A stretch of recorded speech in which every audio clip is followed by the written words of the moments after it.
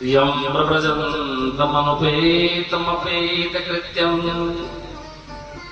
द्वैपायनो विरहकातरया जुहाव पुत्रेति तन्मयतया तरोभिनेदु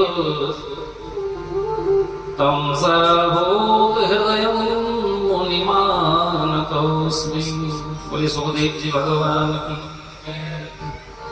जय। गाना लगाने में कंजूसी मत करना, जोर से बोलना।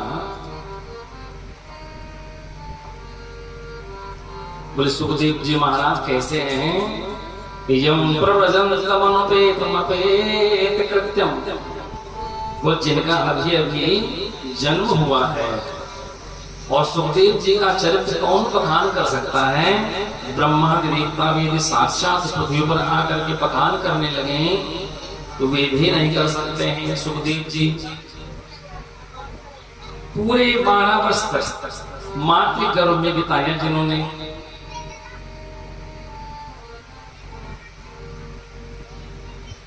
बोले अभी जनेऊ भी नहीं हुआ है, यज्ञोपवीत संस्कार भी नहीं हुआ है, जात कर्म संस्कार भी नहीं हुआ है, और चल दिए संन्यास के मार्ग पर। हम लोगों की संतान होती है तो हम सबसे पहले यही बुलवाते हैं, बोल बेटा माँ, बोल बेटा पापा, चाचा, ताऊ।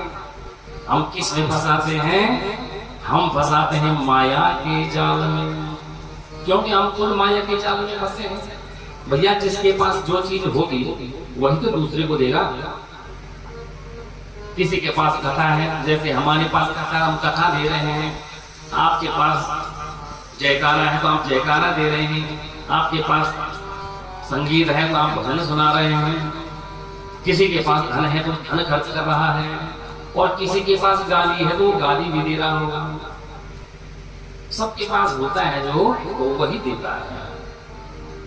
तो हम लोग क्या करते हैं? अपने बच्चों को संसार में बांधते हैं। बेटा ये माँ है, धीमी धीमी जब माँ से उसका जो है मोह धीमी धीमी कम होता है तो उसके लिए एक पत्नी ले आते हैं।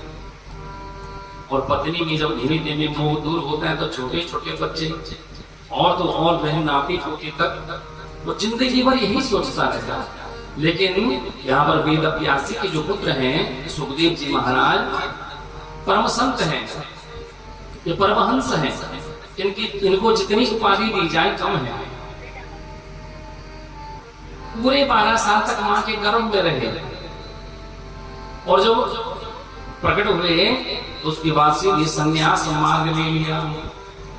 जब पीछे से वेद व्यास जी भाग रहे हैं, पुत्र पुत्र रुको रुको रुको, लेकिन कुछ नहीं सुन रहे हैं।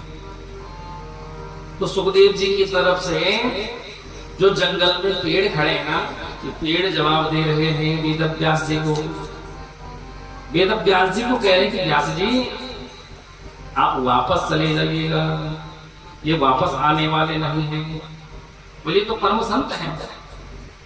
बोले ओहो, हम तो जो है हमने तो अपनी बालक तो छोड़ो, लेकिन भगवान को खो लिया है, अर्थात ऐसे तो भगवान ही हो सकते हैं।